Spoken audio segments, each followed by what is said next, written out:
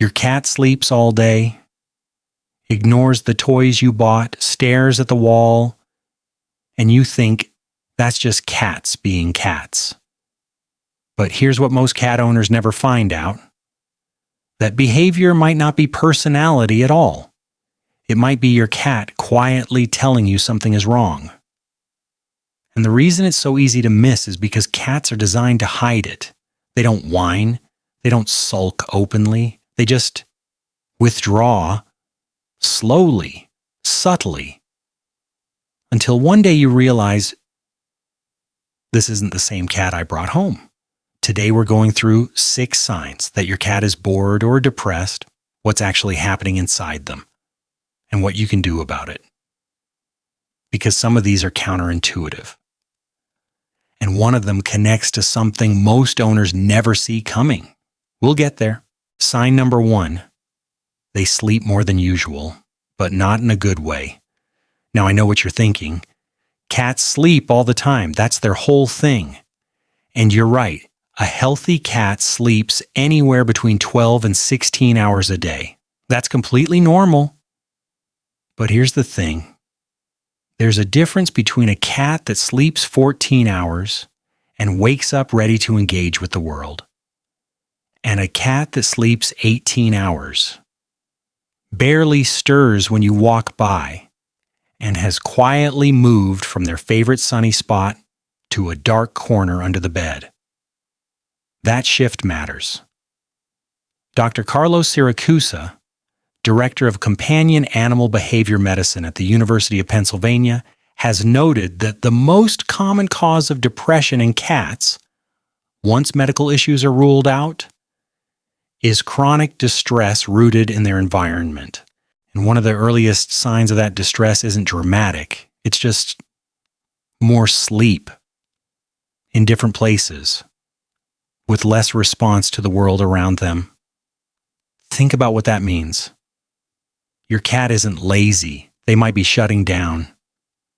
And the location change is actually the tell, because a content cat gravitates toward warmth, light, you.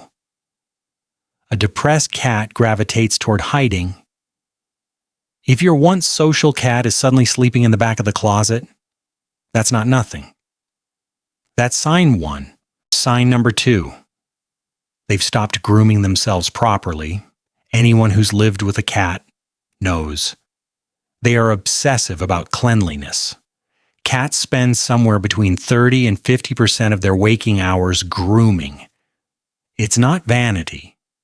It's deeply wired into who they are. It regulates body temperature. It's a self-soothing behavior. It's how they decompress. So when a cat stops, it means something has gone wrong at a fundamental level.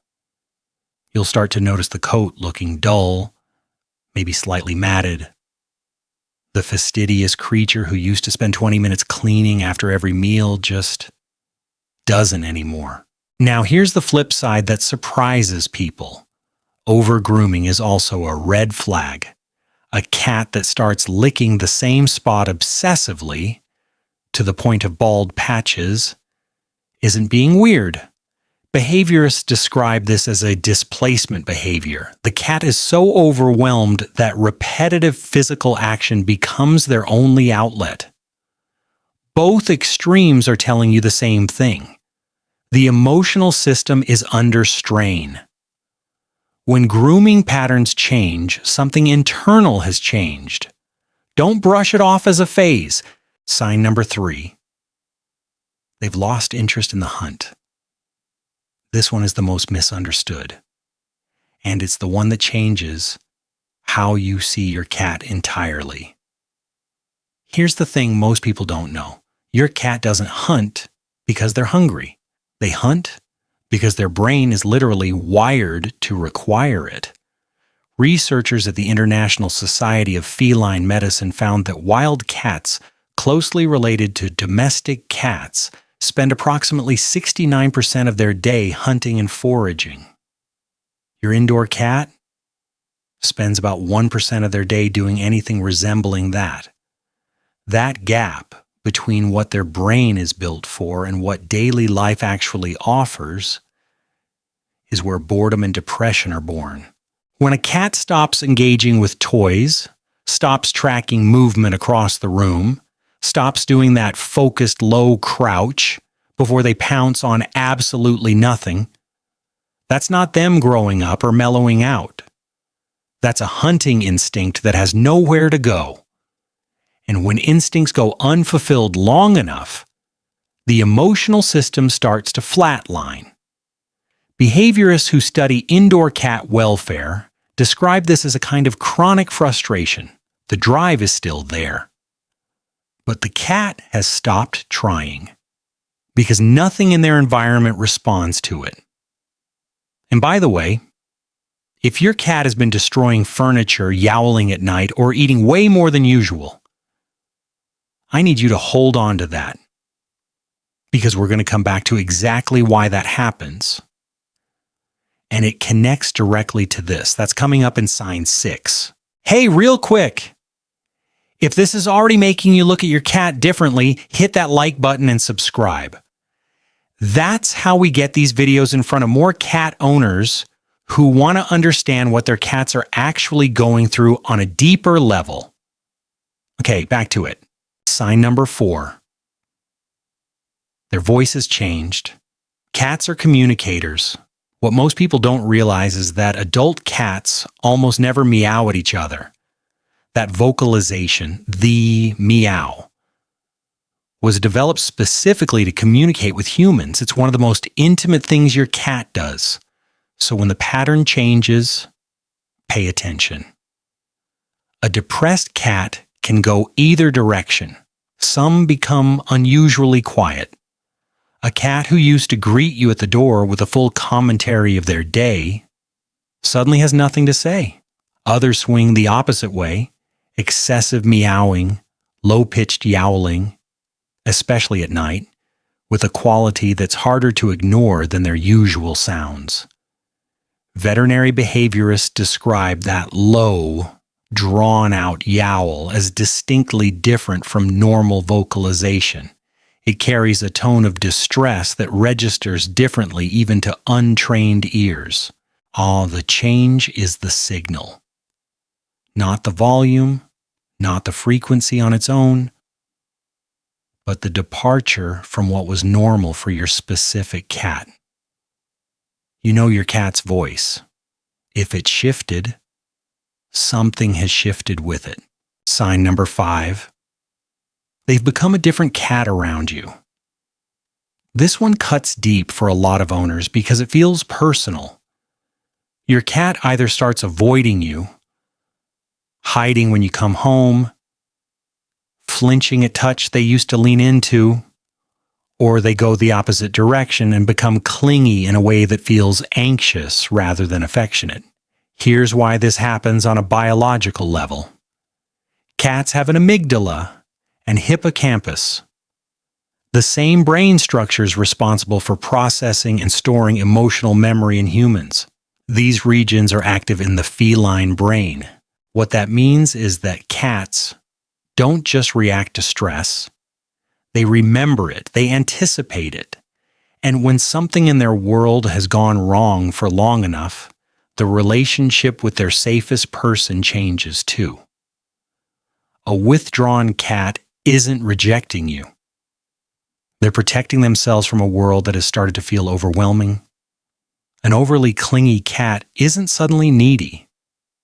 They're anxious. And you're the one constant that still makes sense. Both trace back to the same place. Something in their emotional world has become destabilized, and the fix isn't to force connection or give them space and hope it passes. It's to find what changed and address it. Sign number 6. Their eating habits have quietly shifted. Okay. Remember sign 3? The lost hunting instinct. The 69% versus 1% gap. Here's where that connects. When a cat's natural hunting drive has no outlet, something has to fill that space. And for a lot of indoor cats, what fills it is food. Not because they're hungry, because eating is the closest available substitute for the hunt-catch-kill cycle that their brain is still running in the background.